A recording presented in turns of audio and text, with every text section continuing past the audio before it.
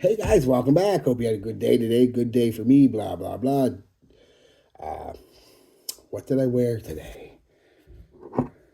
I wore Avon Mesmerize because I was in the mood for it. I've heard a lot of good things about it. I did a first impression of it. I liked it. It's definitely not your Grampy's Fougere, if you know what I mean. Not your Grampy's barbershop. It's actually quite nice. We'll get into it though. How did I apply it? A couple in my moisturizer, one, two, shirt on, one on the shirt. I was wearing a sweater today, so I didn't bother with the elbows. I did do the back of my hand about an hour ago, just before I did the video here to get a refresher.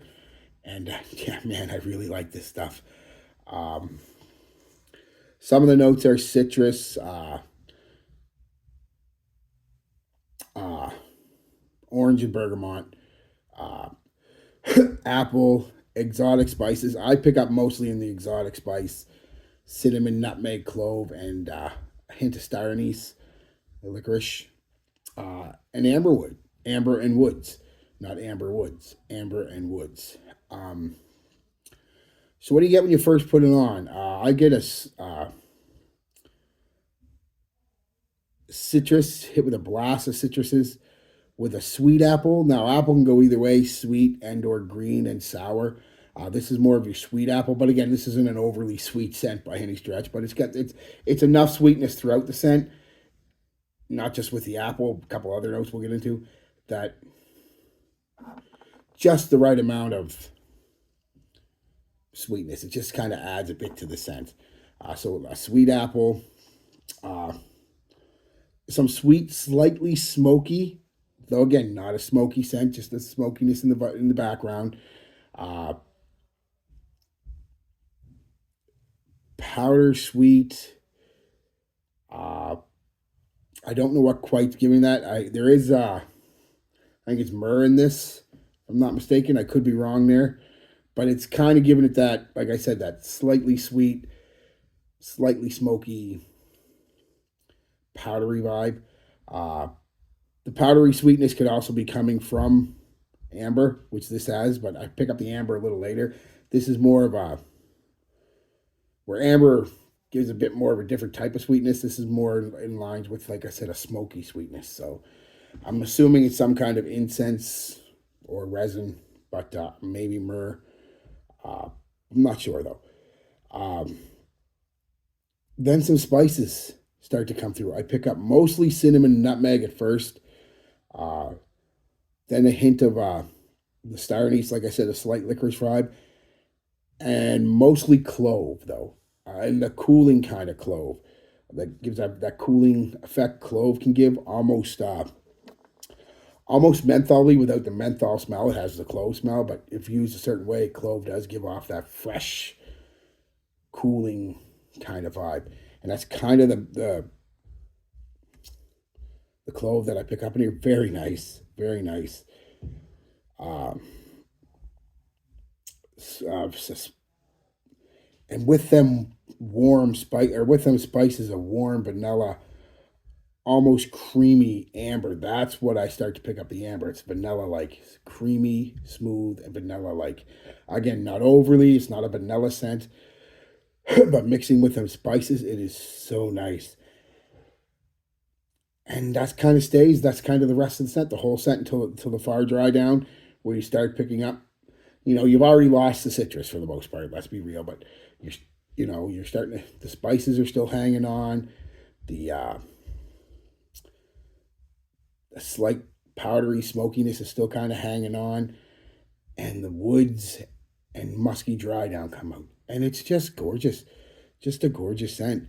Uh, so what is it at the end of the day? It's a slightly sweet, smoky, spicy, powdery, woody scent.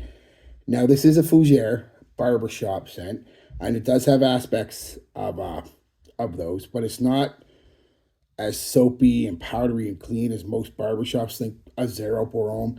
It's not like that. It's not. It has facets of that for sure, but to me, this is more of a warm, resinous sweet, spicy, woody barbershop scent, not your clean, powdery, fresh kind of barbershop scent. Uh, Old school, no doubt about that. It's got an old school fact to it, but with a more of a modern twist with those spices and woods and sweetness that's throughout the thing. So very nice scent, just a very nice scent. Um, if you don't, if you're not, if you're younger or not just younger, but usually younger, and you're afraid of barbershop scents, you think they all smell old or you're going to smell old.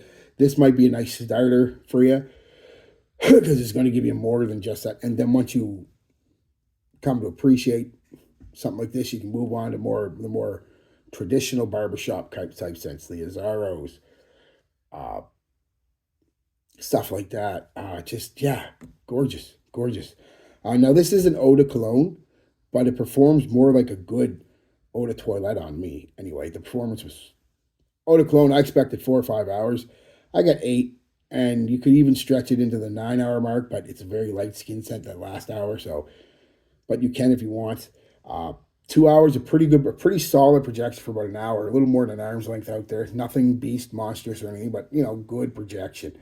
And it comes slowly. Takes a little while. It comes in another hour or so. Then it gives you a nice, pretty, not huge bubble, but a decent sized bubble. For about 3.5, 4 hours, you're picking up whiffs of moss, but you're leaving a nice sillage, a nice trail. People will pick it up within a few feet of you. It's gorgeous. It's a couple hours. It's a nice skin scent, detectable. 6, 7 inches off your skin. People are going to still be able to detect it. You're still going to leave little trails behind you. And like I said, that last hour is a pretty low skin scent. I would reapply, but you don't have to. About 8 hours on me, so that's pretty good for eau de cologne, honestly.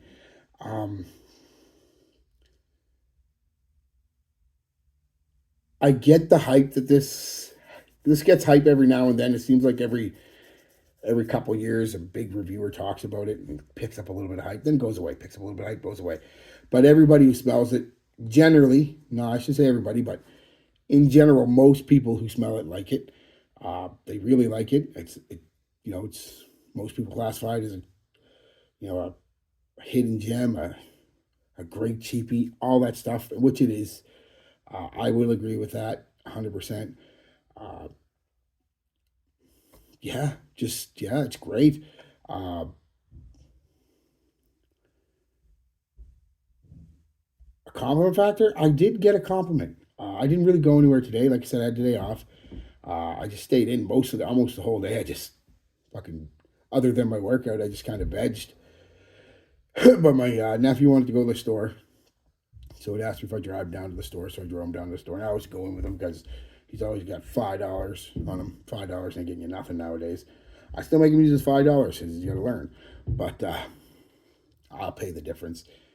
So I'm up there, and he gets a pack of gum and a pop, and I can't believe a pack of gum and a bottle of pop was $7. That's ridiculous. But anyway, it's not that kind of show.